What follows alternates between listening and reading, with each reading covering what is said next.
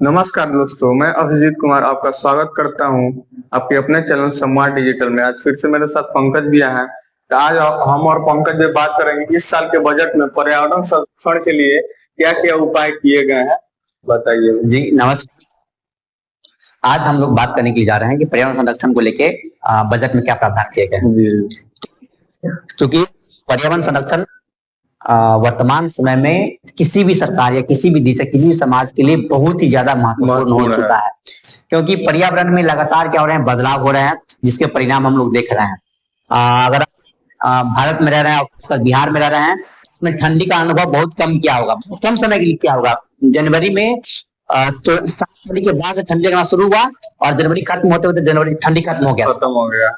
अब इसका परिणाम लोग लगा, चलो ठीक है धूप आ गया, अलग बात है, खुशी मिला हुआ, चलो ठीक है ठंडी से राहत मिला।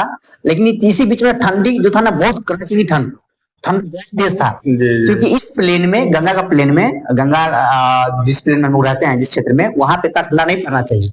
ये सब ये हो रहा है क्योंकि पर्यावरण में बदलाव हो रहा है। पर्यावरण में बहुत हम लोग रेपिडली चेंजेस कर रहे हैं, जिसके कारण ये सब बदलाव हमें देखने के लिए मिल रहा है। दूसरा बात, अब इसके प्रभाव क्या पड़ेंगे। हम लोग सभी जानते हैं कि इस क्षेत्र में गेहूं का उत्पादन बहुत बड़े स्तर पर किया जाता है। गेहूं को उस समय ठंडा पाले वाला समय चाहिए। अगर उसको पाले वाला समय नहीं मिलेगा तो गेहूं का फसल अच्छा नहीं होगा। तो अनुमान लगाया जा रहा है कि इस साल जितना गेहूं उत्पादन हुआ था उसमें 10 से 20-15% के आसपास गेहूं का उत्पादन कम हो जाएगा। अब ये हमें भुखमरी की तरफ लेके चला जाएगा। ये कदम हमें भुखमरी की तरफ लेके चला जाएगा, मतलब लेके तरफ उसी तरफ हम लोग जा रहे हैं। तो अब क्या, तो इसीलिए बजट में हर एक साल कुछ ना कुछ प्रावधान किए जाते हैं।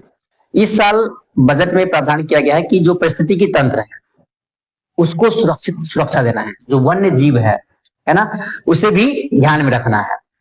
दूसरा, वन संरक्षण के लिए एक प्रोग्राम स्टार्ट किया गया है कि national mission for green India के तहत जो वन का संरक्षण किया जाएगा, इस सब के लिए भी बजट में प्रावधान किया गया है।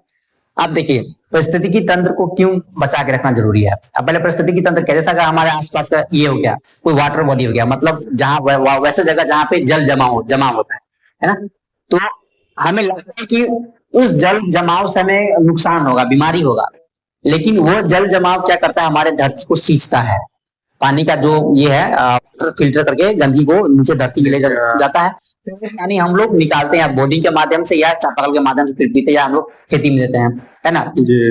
दूसरा कि हमारे जो बिहार में है या बिहारी पूरे भारत में कि जितने भी वेटलैंड्स थे, वेटलैंड्स मतलब जहाँ पे पानी जमा बहुत लंबे लंबे समय तक पानी जमा रहता था, 2 फीट 3 फीट जमा रहता था, उसको क्या किया गया है कि नष्ट कर दिया गया है ना। इसका उदाहरण हम ले लें तो मुंबई का जो बहुत बड़ा क्षेत्र है, उसको क्या किया गया है, भर दिया गया है। वैसे वेटलैंड्स को भर के वहां पे बड़े बड़े बिल्डिंग बना दिया गया है। तो इससे क्या हो रहा है कि जो वहां पर जो वहां पे इससे पहले क्या था, जंगल थे और पानी थे। तो वो क्या करते थे, वो पानी को रिचार्ज करने का काम करते थे, धरती में भेजते थे। अब वहां पे बिल्डिंग बन गया है तो वहां पानी रुक नहीं रहा है, तो अब पानी नीचे भी नहीं जा पा रहा है, धरती के नीचे भी नहीं जा रहा है, तो पानी अब रिचार्ज हो ही नहीं पा रहा है। जहां से पानी का समस्या उत्पन्न हो रहा था।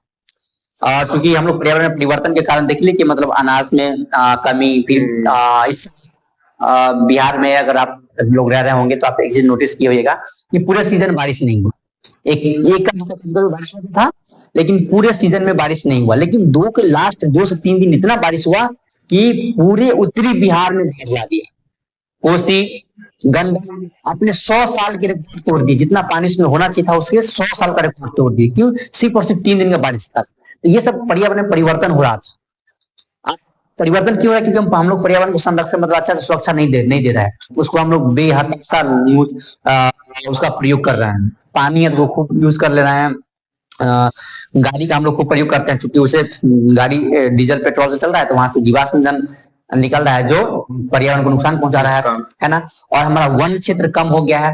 जो कार्बन निकल रहा है उसको सोखने का काम कौन करता है, वन करते हैं, जंगल करते हैं। और हम वन को ही काट चुके हैं। हमारे पास भारत में सबसे ज्यादा दुनिया में सबसे कम वन हमारे पास में है। मतलब सबसे कम, मतलब जो बड़े देश है, हम छोटा छोटा देश को नहीं कंसिडर करते हैं।